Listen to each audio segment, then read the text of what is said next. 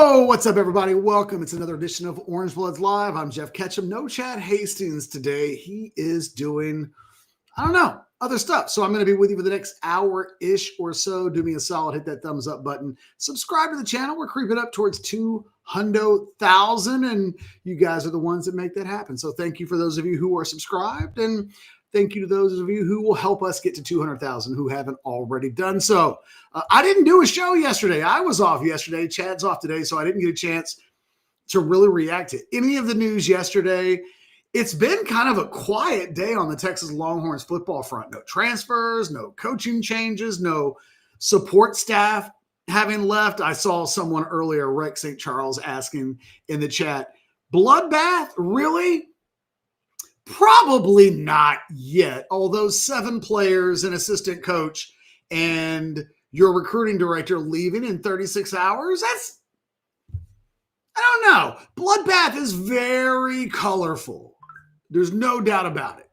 Is it a bit much? Maybe. However, if we get to like next week and the Longhorns are up to 20 people in the transfer portal, then maybe not. Maybe not. Maybe we're quibbling over the choice of colorful language. The bottom line is a lot of stuff is happening in the Texas football program right now. Get your questions in, by the way. It's just me. So I'll be a little more interactive than Chad and I sometimes are because we interact with each other. I'll take your super chats. We will kind of just go one by one through all of the things that are happening. Again, no new players today, but 7 since CJ Baxter announced on Monday morning. Geez, I've already lost track of the days. We had a flurry. I woke up today and I'm like, I'm on guard. Who's next? It's noon and nobody's next yet. I don't know that we'll make it through the day without more players entering the portal. Because again, this one's pretty simple. If you know you're going to leave, why would you risk injury? Why would you want to miss Christmas and the holidays with your family because you're going to stay back? Because finals are over now. So you have to really want to be in Austin on this football team, wanting to play for this team, for this staff. And if you're out the door, like, I don't know that this is the thing that you sign up for. And again, what did we see yesterday? It's mostly been an offensive thing early on, but, we've seen, let me see. Trey Owens is in the portal. We've seen Ricky Stewart, who really, I don't even know if he was ever in the program, but he's in the portal. And CJ Baxter's in the portal. And Aaron Butler's in the portal. Or Connor Stroh goes into the portal. And Melvin Hills goes into the portal. At this point, nothing's really happened that has left a dent in the Texas football program. CJ Baxter, I think, does open up some available cash. That was a guy that wasn't playing at Texas for free. I don't know that it does anything dramatically, but it certainly lets you know that the running back position, something that Texas and Steve Sarkisian had already been talking about needing to lift up. It just sends that point a little more home when you consider that we don't really know what Trey Wisner is going to do. If I had to guess, he probably comes back for another year, but onward. I had this conversation on Monday on the Overreaction Monday show. Is there anything that he could really do barring, is there anything that Trey Wisner could do that puts him into day 2 conversation? Because I think he's a day 3 kind of a pick. What would it take? And if the answer is testing, then he could probably do that now. If he's going to be a guy that runs into 4.4s, 4.3s, something like that, then he's going to be a guy that does that now. So I don't know. I don't know but they need an upgrade. They need an upgrade from him. That he's somebody that brings a little bit more of a home run hitting ability. And then all of this kind of coincides with the news yesterday. Again, Bloodbath, maybe not. I do know this, though. Chad Scott technically dismissed. Steve Sarkisian is not a guy that likes to fire guys. He's not. All things being equal, he likes guys. If it's time to go, he likes these guys to kind of make it and announce it on their own, take a job somewhere else. Don't make me have to put out a press release where we're not retaining you. And at the end of the day, Chad Scott leaves West Virginia for a year comes to Austin, and it was just a bad year. Bad year for Chad Scott. Bad year for the Texas running game. Texas doesn't have a running back again. Steve Sarkisian and P. Miller, I see your super chat. I'll get to that in just a second, by the way. And no, Big Cheddar Chad's not in the portal. He'll be back tomorrow. I think Brian Jones may not be, though. I'm not quite sure how that's working yet. Maybe. I don't know. I haven't talked to Chad about it. I know Brian wasn't able to do last week, but maybe that's changed. It used to be that the running back coach, this was really fascinating to me. It used to be that you would hire your running backs coach and you wanted him to be a badass recruiter. Like that was the main thing. You got to, more times than not, the reputation in college football is that your running backs coach doesn't have to teach a whole lot. There's not a whole lot you teach Adrian Peterson. There's not a whole lot you teach Bijan Robinson.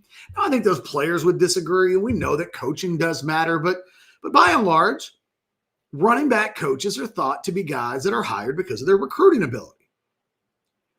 But in 2025, and this is like, it's happening now in college football because this feels like the first time that Texas, well, I did this last year as well, but it feels like we're still in this era now where when you are looking for a coach, does that guy got anybody that he can bring with him?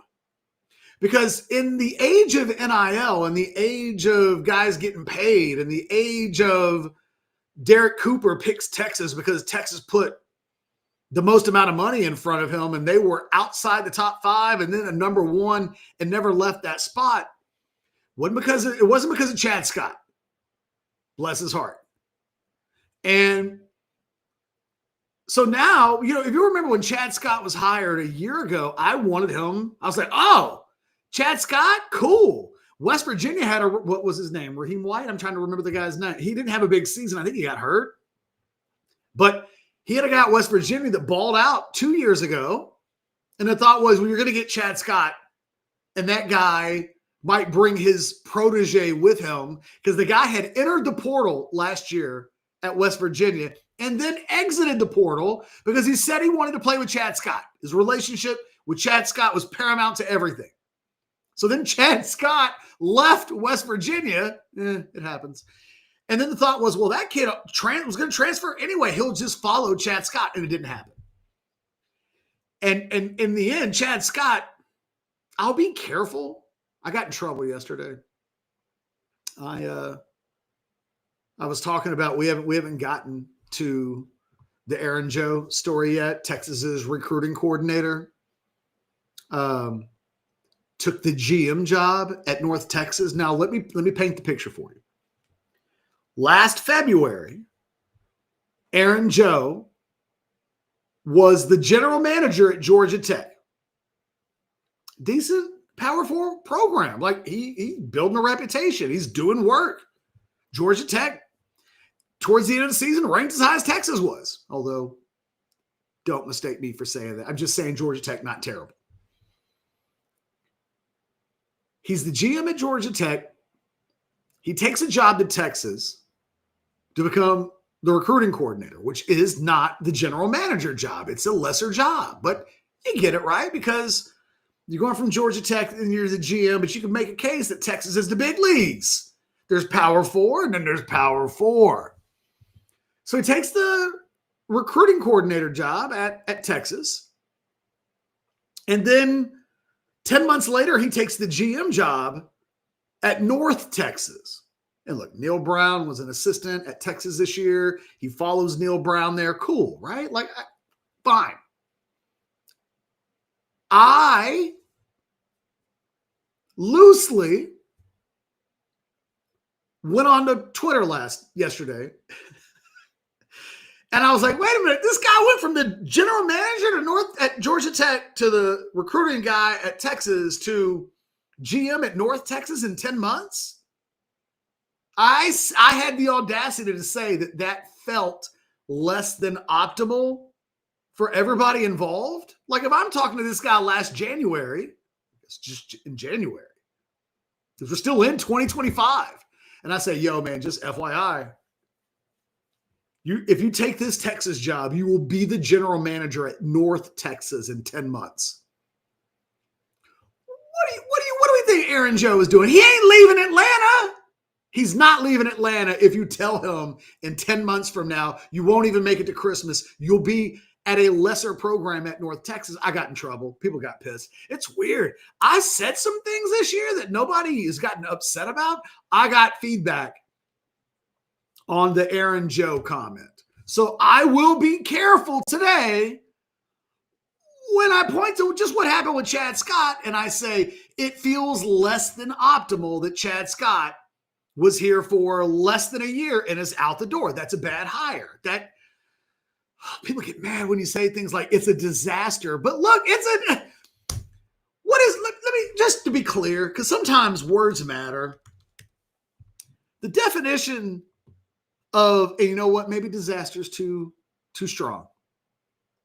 Because the dictionary from Oxford says that a disaster is a sudden event, such as an accident or a natural catastrophe that causes great damage or loss of life.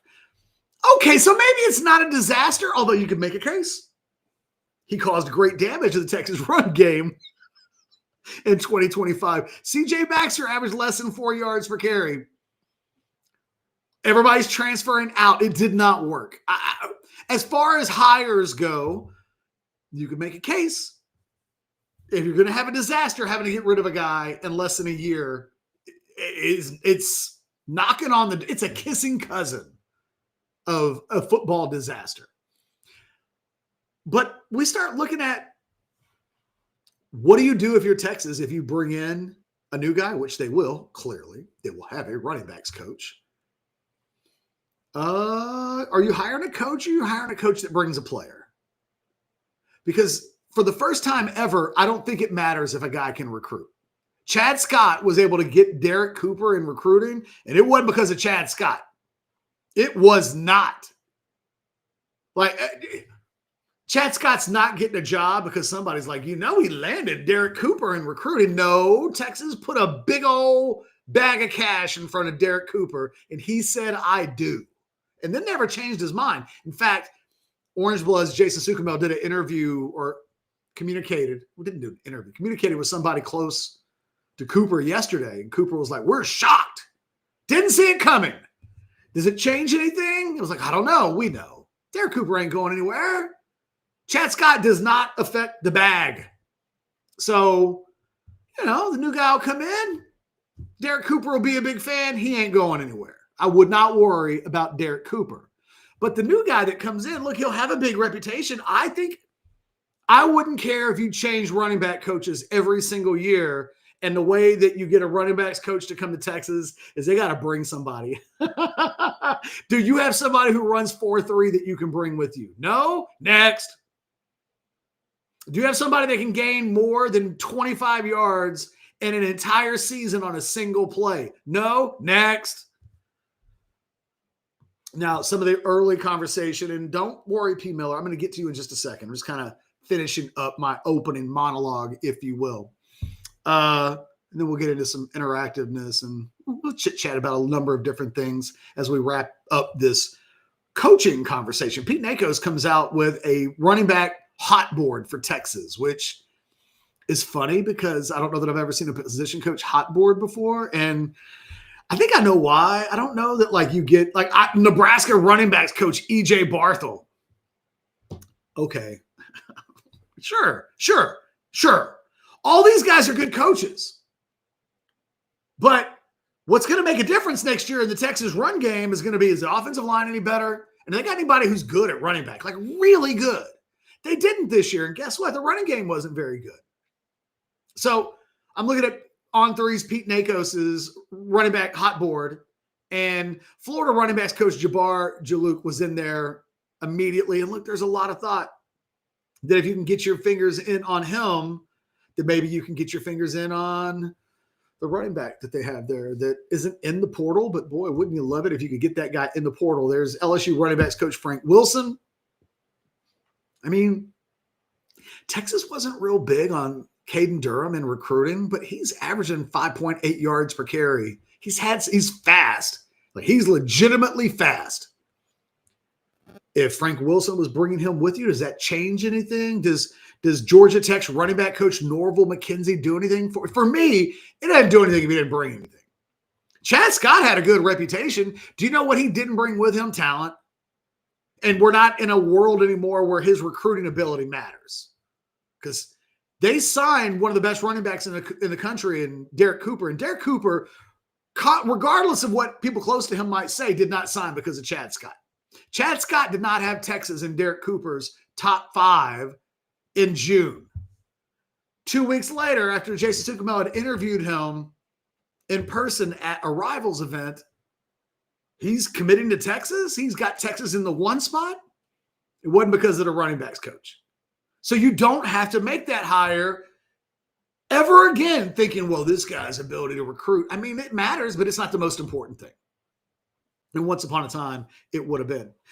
P. Miller 0318 jumps in with the first super chat of the day that says, can you predictively assess potential targets? Nope. We need in the portal, O-line, running back, secondary, et cetera, as well as a wish list for coaches. P. Miller, my wish list for coaches is, do you got somebody good? Now, look, probably don't feel that way about they got to get the cornerbacks coach right, because assuming that Dwayne Aquino won't be back, and maybe that's not a fair assumption. I mean, they were going to get rid of him like fired. They could have done all that in one fell swoop, and maybe you want to wait. And so after the bowl game, curious that they didn't with Chad Scott, and maybe that has to do with him wanting to look and find a job. Like, all these things are, I don't know that Dwayne Aquino is taking another job. Like, this might be it for him if he doesn't return next year. So maybe you keep that guy through the bowl game because he would want to. But can you predictively assess potential targets? No, not names. I mean, it's just guessing. Because at this point, there aren't any for sure guys that have entered that I think Texas absolutely needs to be in on. There's a few offensive linemen, the left tackle for Arizona State, whose name I can't recall because, quite frankly, I'd never heard of him until yesterday. But he entered the portal. He's got like 30-something starts under his belt, was a team captain. There have been some good offensive linemen. I think that Texas is going to have to get 4 or 5 offensive linemen. You aren't going to know any of their names. What? Who out there watching this show right now has got a book of offensive line names? So, no, I can't. And look, I wouldn't have been able to predict that Emmett Mosley and Murad Watson would be. I think what Texas is doing right now, if I had to guess, Texas is talking with agents, and that is one of the real important things that Brandon Harris does as a general manager. Like, that's it.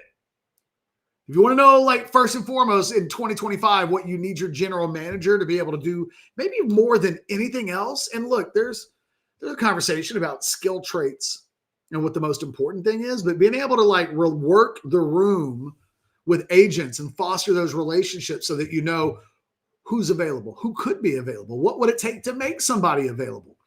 I'm the only one that makes a big deal out of this. But I've done it like 100 times, so I'm going to make a big deal out of it again. I still think it's kind of mesmerizing. And you know what? If Bloodbath is a little bit of hyperbole mixed in there, maybe mesmerizing counts as well. But when they went and got Murad Watson, Jack Indries, and Emmett Mosley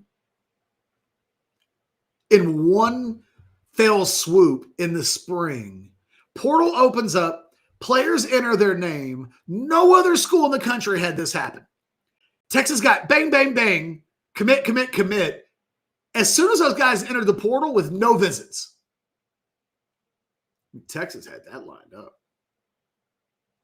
What I have, and I think the people I talked to at Texas, they're really proud of how that went down in the spring. Wasn't a whole lot of fuss. It just was done. So I think that that's probably the way Texas is going to prefer to work behind the scenes in the portal.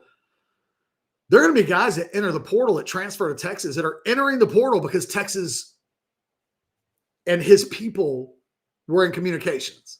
The idea that there's tampering is just stupid now in 2025. It's unavoidable.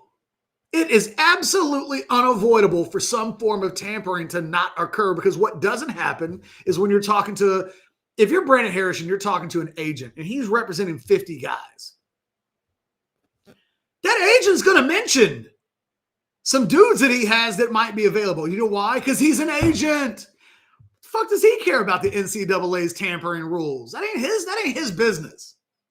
And if Brandon Harris would want to tell an agent, whoa. Can't have you telling me names of guys that aren't officially in the portal yet. Feels a little gray area-ish, if not completely out of line. Please wait until they're officially in the portal before you ever mention names that we might have. It's not happening. Brandon Harris getting dudes on the phone. And he's like, hey, man, what's going to take? Because Murad Watson didn't volunteer himself into the portal. That's not what happened. He walked, according to Murad Watson's college coach at Syracuse, Murad Watson walked into his coach's office and was like, yo, man, I know it's after the spring. I know you know I love you, right? You know that? I love you. But I'm transferring to Texas. And the coach was like, whoa. What the hell you mean you're transferring to Texas? Why are you transferring to Texas? According to the coach, Murad Watson told his coach, because they're going to give me $1 million. At which point, Murad Watson's coach was like, well, I need to drive your ass to the airport then. I'll drive you to the bus station. What? I get it. You Texas paying you what? And, like, that's what's happening behind the scenes. You got Murad Watson kind of conversations taking place. So can I predictively assess potential targets? I cannot. This is where having truly a scouting system in place matters the most. And this is why, this is why it's all really complicated, because you got to know who Murad Watson is. You have to, in real time, know who's the freshman at Rutgers or Syracuse or Illinois or whomever who's playing well enough that we were to go get that guy.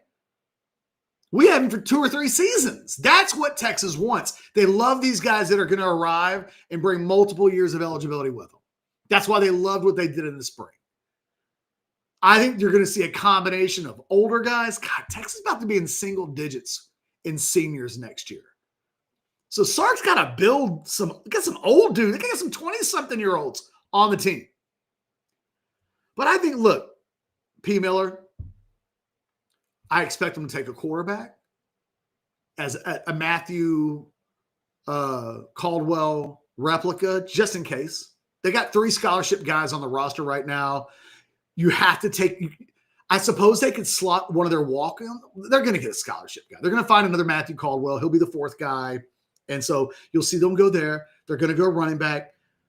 I think they're going to go big game hunting at wide receiver. I don't think they're going to go volume, but I think if they could find a missing piece, a guy that can take the top off of the defense, the kind of guy they didn't have this year, pair them now with a group this group – I said this in the summer, and I said, I didn't think this wide receiver group entering this season,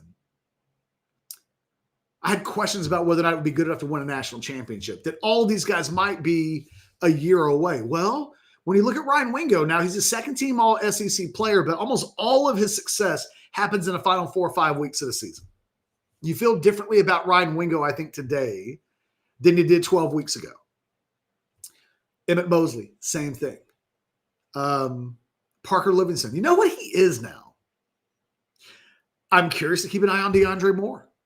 I'm not sure that DeAndre Moore comes back.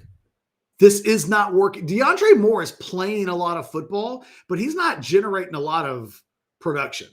Can he afford? He's just a guy. So Texas has got to find a way to get some elevated players at wide receiver besides the guys they have. But I think that they probably feel like they're close there. And you wonder, can a guy like Jermaine Bishop or Cohen Brown come in? Any of these freshmen ever going to make an impact? Offensive line, they're going to take like 5 or 6. They have to. Oh my God. You want me to tell you the scariest freaking thing about the football program at Texas right now? P. Miller, I'm going to take your super chat off the screen. And I got to look and see if we got any others because I've been frozen on you for a while. As things currently stand, Texas has 7 returning interior offensive linemen in the program. 7. I'm going to read you their names and scare the shit out of you. Not all of these 7 dudes are coming back, okay? But as things currently stand, center Connor Robertson, senior next year. Okay. I still don't completely know what I think about Connor Robertson, but he is a solid player at this point. Is he good enough to start on a championship team? I don't know. But he's coming back. He walked on senior day. I think he's coming back. Sark didn't rubber stamp that in the press conference the other day by saying, oh, yeah, Connor's definitely coming back. Now, he might have been saying Connor just wants to put an announcement on social media to get some more followers, at which point, touche. All right, Connor Robertson. Neto Yamuzalo.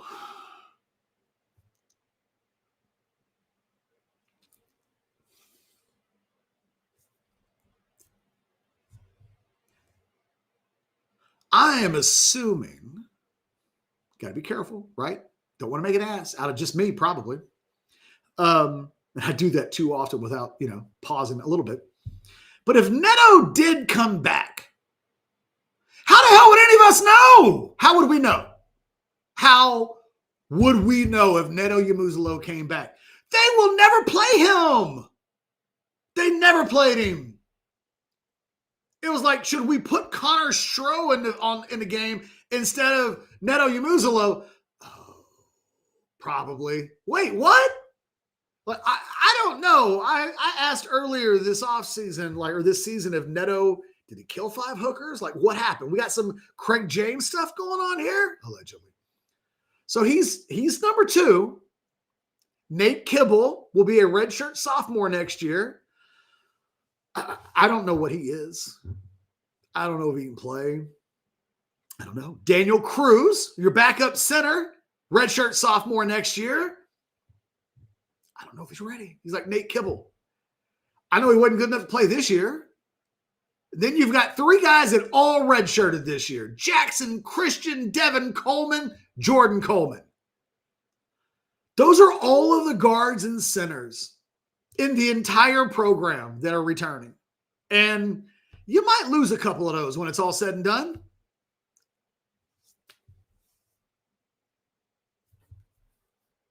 That's bad. So I could legitimately make a case that Texas needs to sign 5 or 6 guards or centers. We know Sark likes power 4 guys. We know they need experience. We know they're going to want them to have starting experience. I think as guys enter the program, P. Miller, the profiles are easy to find. The names, I almost don't think the names matter as much as the profiles. Profiles are going to tell you everything.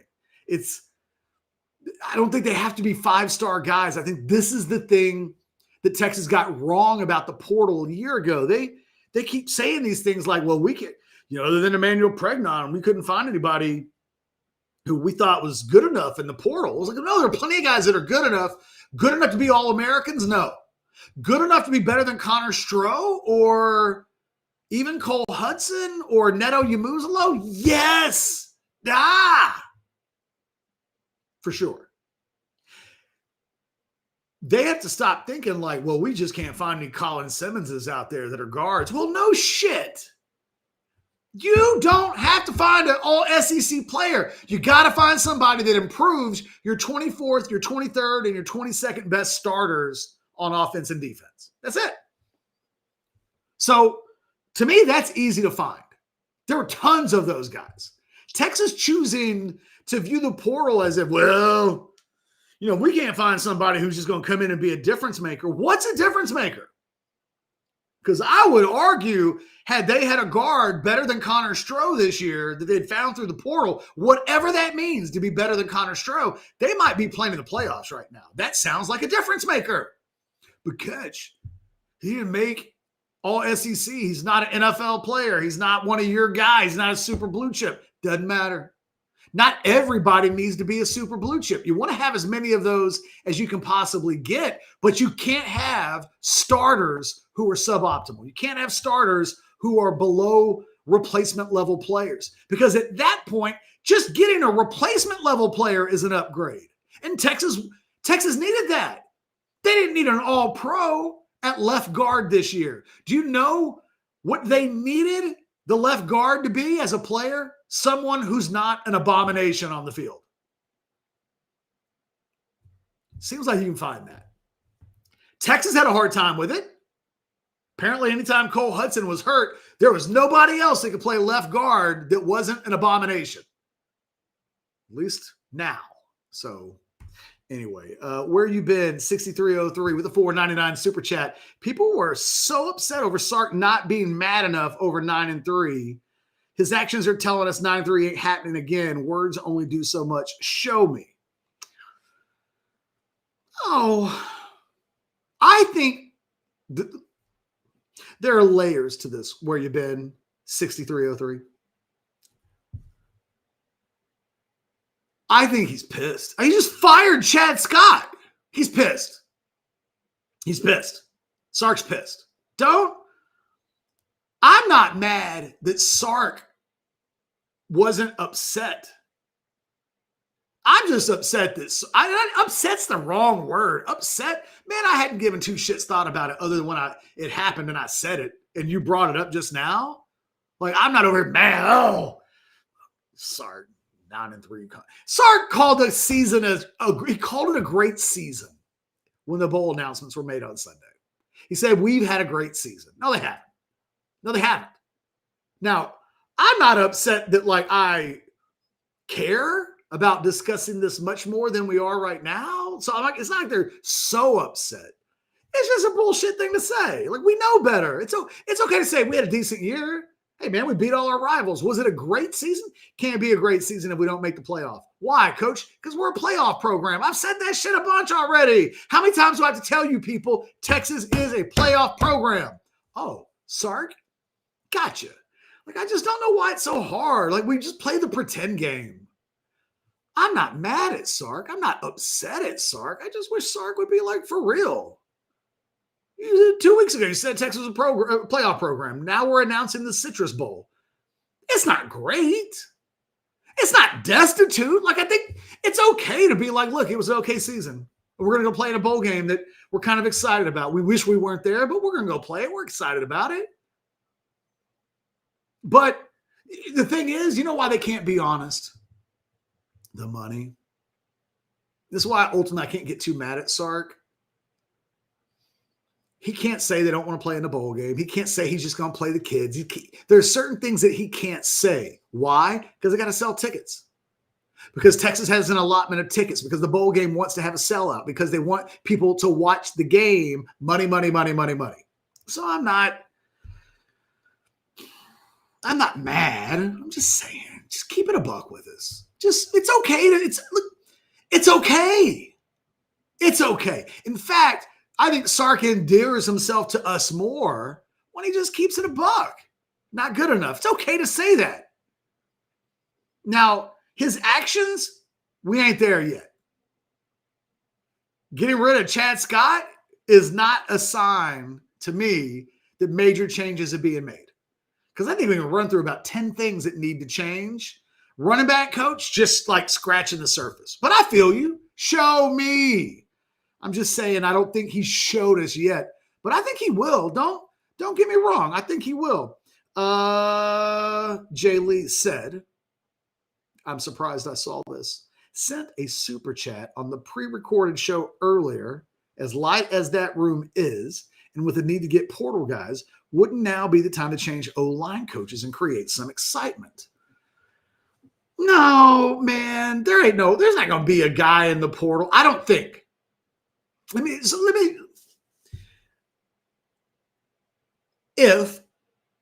And Jay, look, I got to catch up on the chat. Let me do this. Let me just check. Are there any other super chats? There is. Big Bird got one in. We're going to get to that. Let me just make sure I'm caught up. Jay Lee had a $2. I see it. I'm scrolling down. I'm looking. Blah, blah, blah, blah, blah. Okay, I think I caught them all up. Okay, so Jay Lee, now I'm going to do this. And I'm caught up. I want to see your answer on this. I think I know the answer. So Emanuel Pregnon was the only guy last year that went into the portal that Texas was really excited about. If you knew you could get Pregnon by running Flood out of town and bringing the USC offensive line coach with you, you probably would do that, I guess. Because in retrospect, I think if Emanuel Pregnon signs with Texas, they're in the playoffs right now. They don't lose to Florida. It's crazy to think. You could also make the case that if they didn't even need Pregnon, though, to be the left guard in that game for that outcome to change.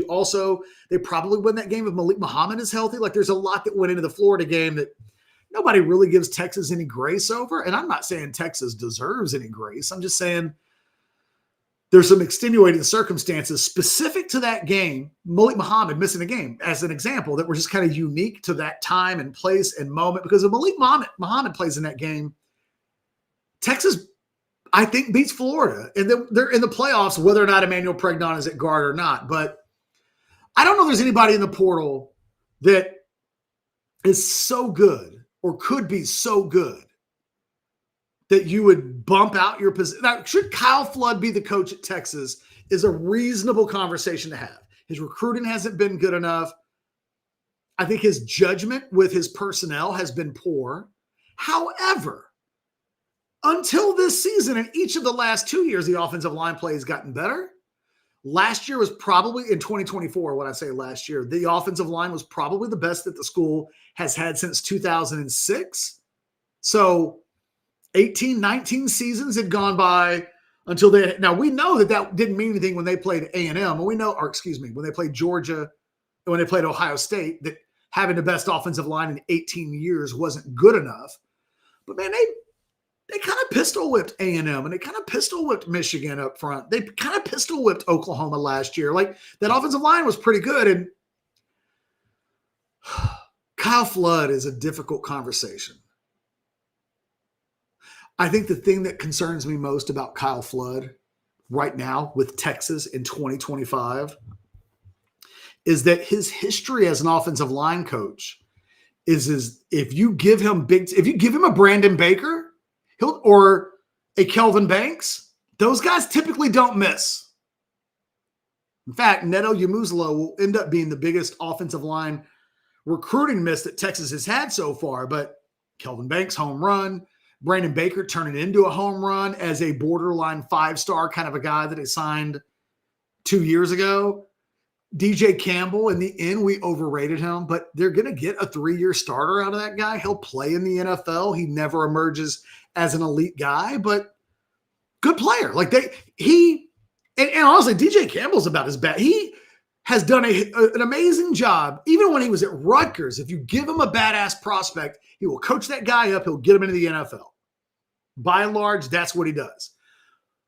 What he typically doesn't do is what he's done with Trevor Gooseby, right? Which is take this under the radar guy and turn him into something that when Trevor Gooseby goes pro, Trevor Gooseby will be the first non-4-star player that Kyle Flood in his entire career recruited, developed, and then turned pro.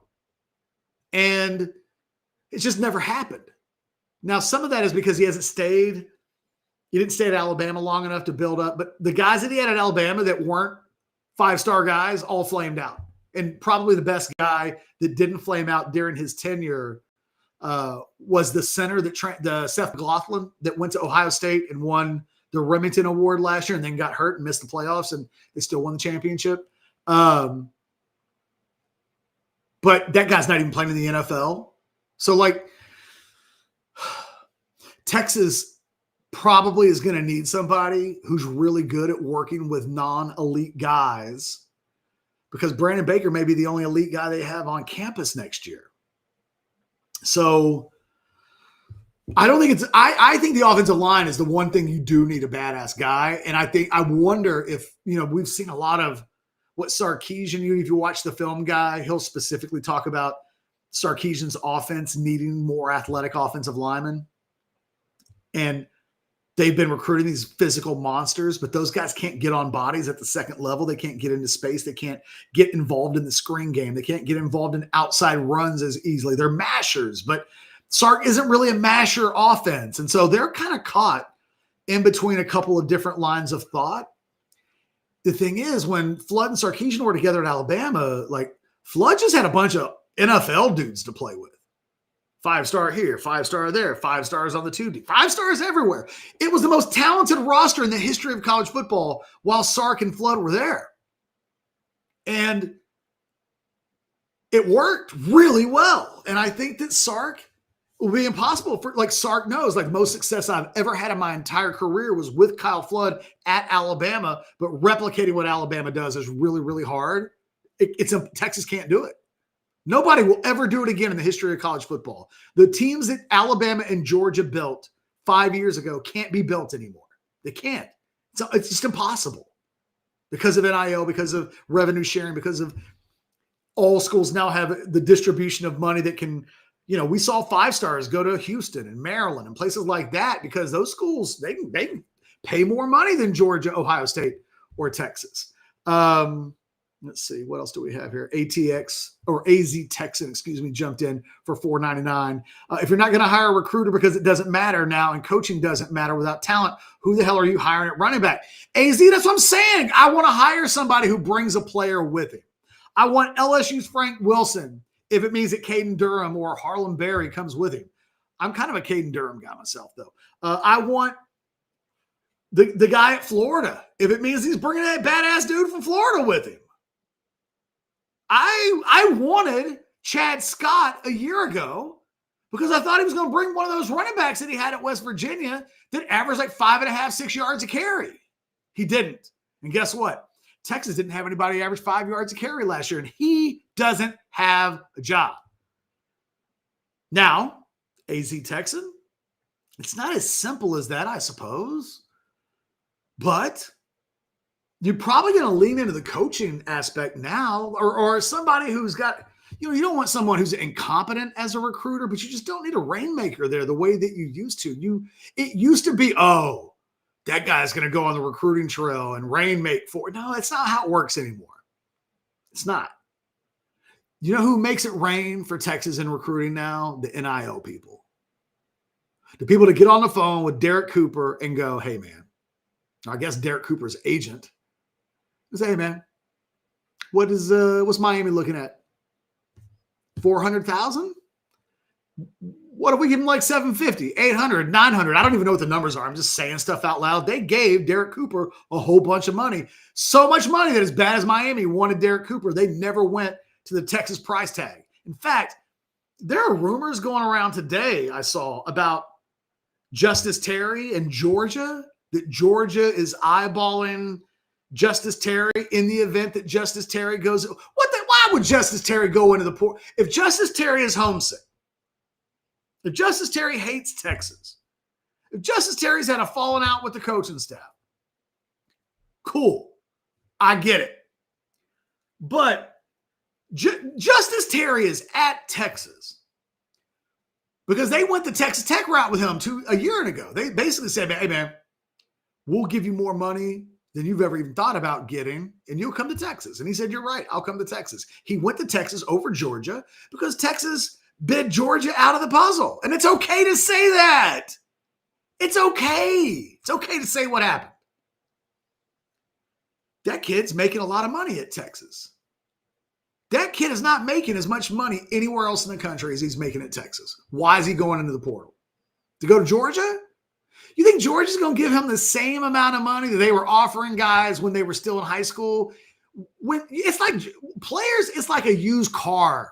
Now, there are exceptions to the rule, and sometimes they're quarterbacks. And maybe a defensive tackle would count. But once you enter the portal, it's like driving a brand new car off the lot. You are not getting sticker price back. Half, Eddie, half. That car costs $40,000. Well, Blue Books now, the moment you drive that bad boy off with 5 miles on the speedometer, it's a $20,000 car. It's used. Justice Terry's a used player. And he's not a plus player yet. He's an unproven tweener. Now, I think the guy looks phenomenal. But nobody is like lining up to pay him the amount of money that Texas is paying him this season and next season. It's not happening. So I would be shocked. Sometimes we just got to use our common sense here. If George is going to go into the portal, I think, and get a guy that they're going to pay half the national debt to, it'll be somebody who has a Zachariah Branch kind of a profile, big time prospect, but also some production behind it. I don't know. I wouldn't worry. And you could also make a case if you're Texas, all that money that you gave to Justice Terry, you're not upset. If Justice Terry were to leave, I don't think you want him to, but if he did, that's a lot of money that just freed up to go get some older dudes and some guys that can definitively get on the field and stay on the field. I'm just saying, if you could trade Justice Terry right now for Cam Coleman, would you do it? I don't think the prices are quite the same, but you get what I'm saying, right? Somebody put up, Jay Lee. Jay Lee, you're all over the show today. Look at that running back room. I think that's what you're talking about. The running back room in year 5, it's awful. And so is the offensive line room. But the running back room, it's crazy. Just like with defensive tackles, although that will probably change. This group, I think we see some guys that are going to emerge, but Texas hasn't had since 5 seasons. Sark and his staff have not recruited a running back that has averaged better than 5 yards a carry in a season, not including Colin Page, the walk-on. Every guy they've had success with at running back, Bijan, Roshan, Jaden Blue, Jonathan Brooks, all Tom Herman guys, all Stan Drayton guys. They gotta figure that out. That's a disaster. And it doesn't make me feel great about Derek Cooper coming in. These guys have been here for 5 years. They can't get a running back to average 5 yards per carry unless Tom Herman was responsible for bringing them in. That's some Bo Davis level catastrophe stuff at your position. It's like Bo Davis kept putting guys into the NFL, but at some point when you don't recruit well, there's a bill to pay. And we've seen it the last 2 years, Texas, and it's been expensive. They've had to go to the portal and get like 5 guys a year to make up for the fact that Bo Davis wasn't doing it as a recruiter at Texas. And just thank God Tom Herman left a pretty beastly roster when it's all said and done. Let me see. Am I missing any other super chats? No, I do want to mention our guys over at Texas Card House, the title sponsor of the show. Get your butt on over to any of the Texas Card House locations. I got one here in Spring right down the street from me. Now that the season's over, I got to get back and play the Friday night tournament again. It's been too long. But you go online, play Hijack. If you're inside the state of Texas, you can play Hijack Poker on your phone anywhere in the state of Texas for real cash. I do it all the time. You got to make sure you turn it down a little bit, though. The audio, when the app goes live, can be a little loud, but the app is great. The product is great. The chance to play real poker for real money, real card games, tournaments, cash games, you name it. It's all there. Go check it out. And, we do love the Texas Card House social. I was even thinking we need to do like a bowl game watch party and maybe just do that for free. We just got to get together at Texas Card House and go hang out. I'm going to miss the watch parties. So stay tuned. I don't see any other super chats. I didn't even read this. It's just a paragraph. And I thought, well, I'll give Vivek the time. Vivek said, catch, it sucks to overpay high school players who stay on the bench primarily the first 2 years. And if they play well, they can test the portal for more money. Yes, they can. No, you're right. And it's one of the things that there's every program in the country has got a different balancing act. Texas and TCU aren't the same. Right? Texas and even Texas Tech aren't the same. So how they shop, what they look for, what they have to be concerned about are just wildly different. Texas has to start staying. One of the things that you're going to notice about a lot of the guys that are transferring out of the program, you're going to see a bunch of rivals 250 guys. You're going to see a bunch of guys that were 4-star players, pretty good. Aaron Butler is a perfect example. borderline national top 100 guy as a prospect, one of the top prospects in the state of California, but not an elite guy. He comes in here, it doesn't work out, he can't get on the field in 2 years. Guess what? That happens. Players that are, it's usually if a dog's going to bite, it'll bite as a pup. There is a category of guys that over time find a way to get better. It's hard to happen at Texas. So Texas is going to have to figure out how it balances. How do we find these guys to what you're saying, right? We're going to pay you money. You're a national rivals 250 guy. You come in, you make $250 a year, something like that. I'm just throwing a number out there.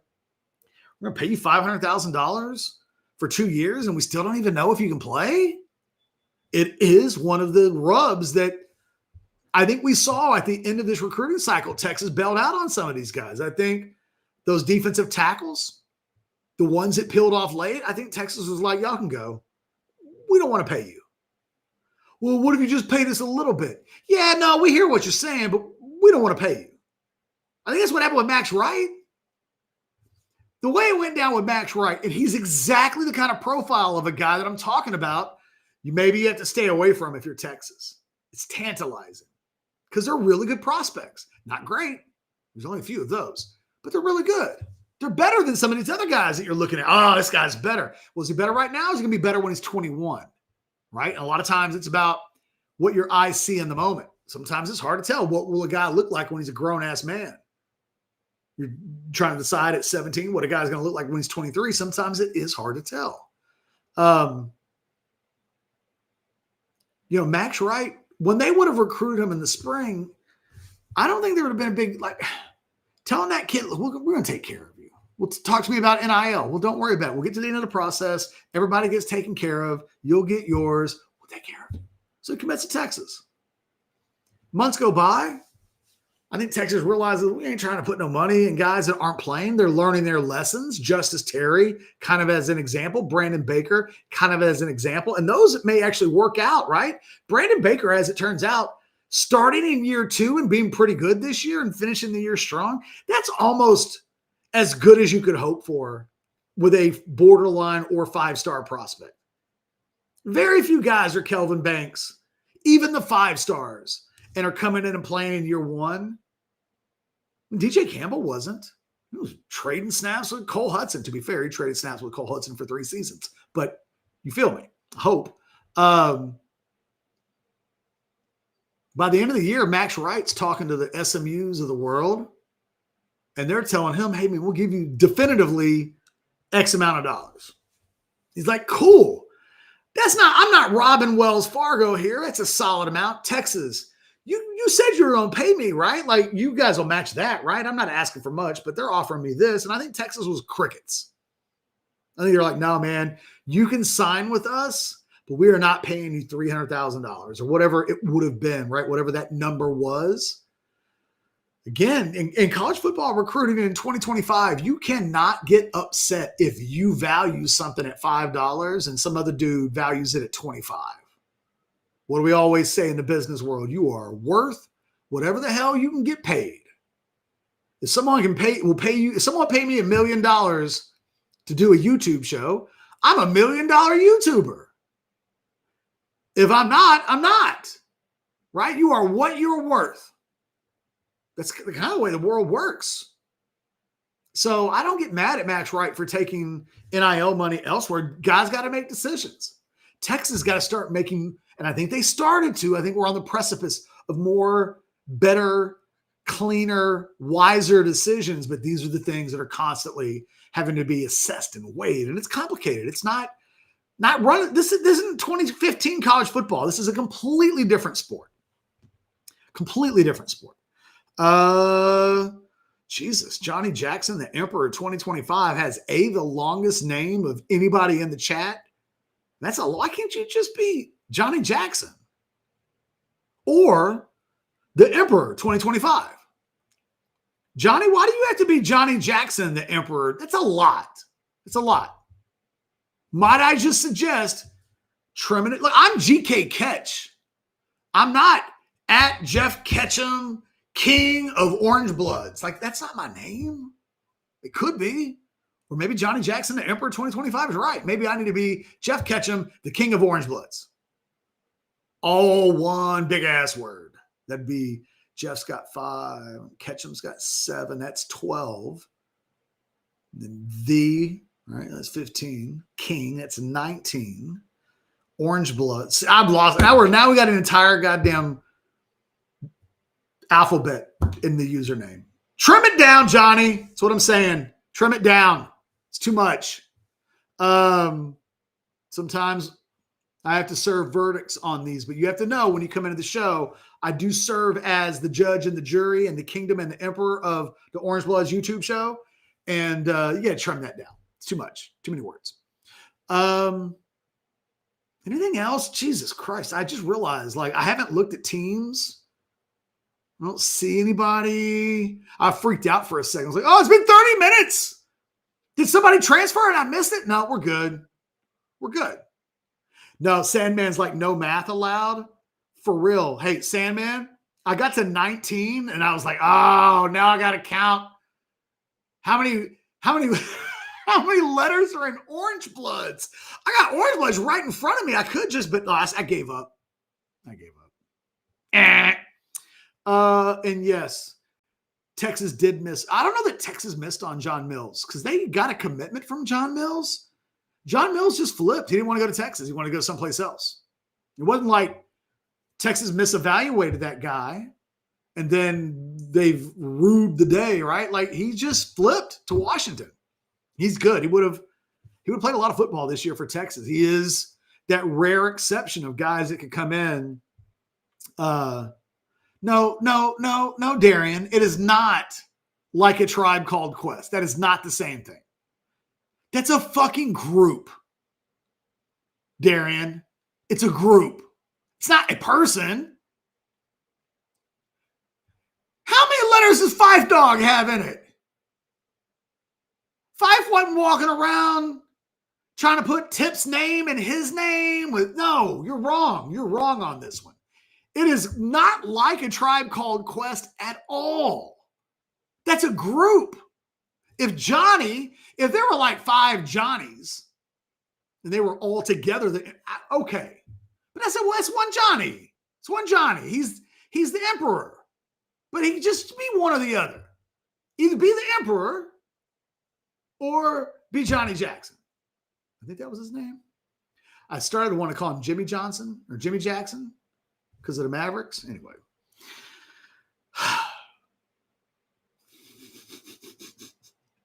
Was Chad made up to be the fall guy, in your opinion? Oh, I thought for a second, Sandman, when I brought this up, that you were talking about Chad Hastings because he's not on the show today and like we're making him the fall guy. Is Chad Scott the fall guy? I don't think so.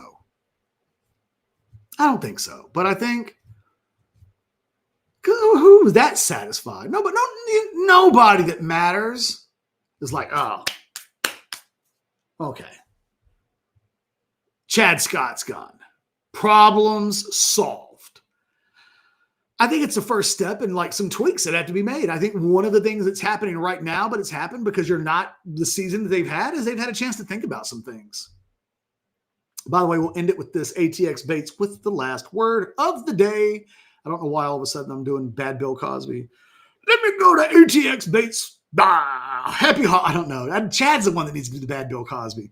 Although, by definition, if it is bad Bill Cosby, can there be a bad Bill Cosby?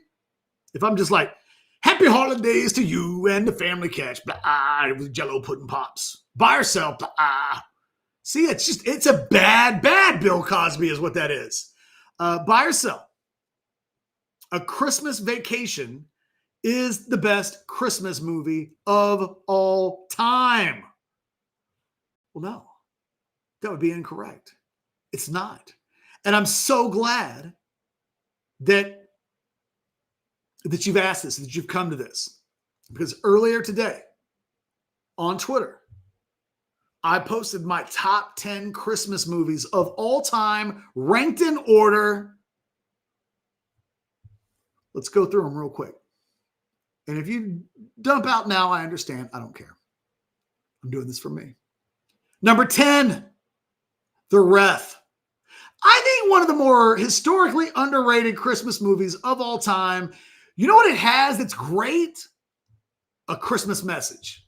There's a message in the ref.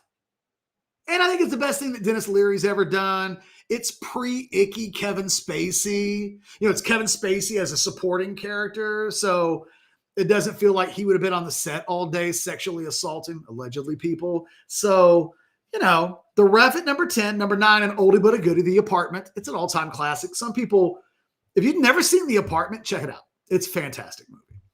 Number 8, A Christmas Story. Now we're going to get to the controversial stuff. Number 7, Home Alone. That's right.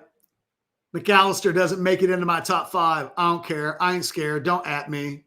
No Home Alone in my top 5. Number 6, Love Actually. I'm actually mad at myself that I don't have this at number 1.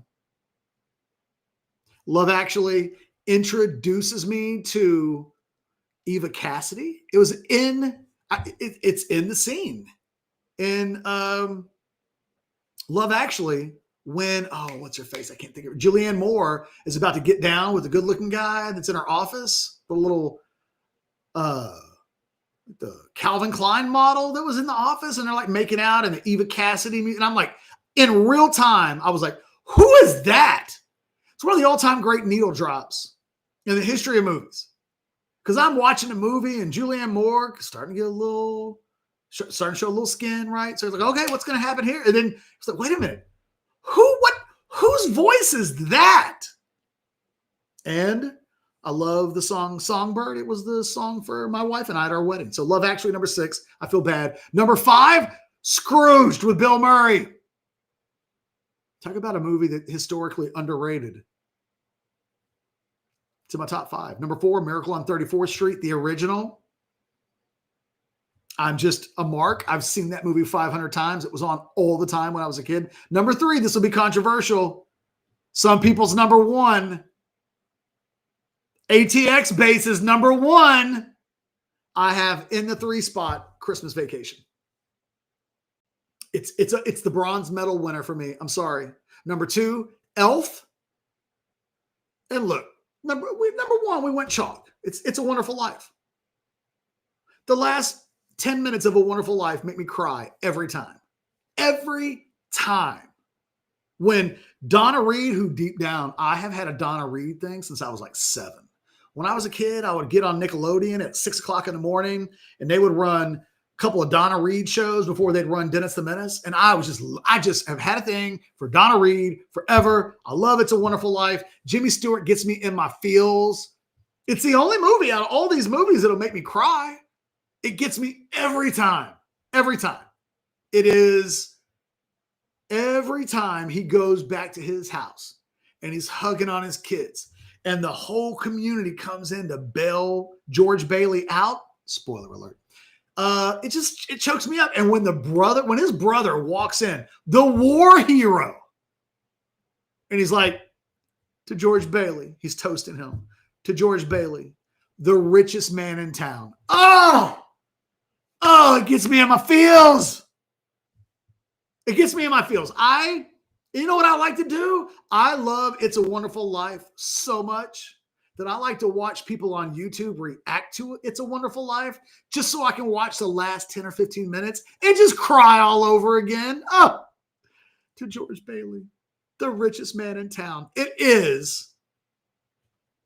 It's not, it's looking at you. It's not, I'm not going to go with the hyperbole. It's one of the great all-time quotes in movie history, but it packs a wallop every time. Here's to George Bailey, the richest man in town. And then everybody cheers. And then we get to see, I love It's a Wonderful Life. So there we go. You know what? Bad Santa is definitely in the honorable mention.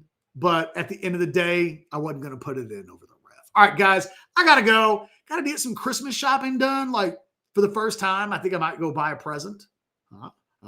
Getting in that Christmas spirit. Getting the Christmas spirit.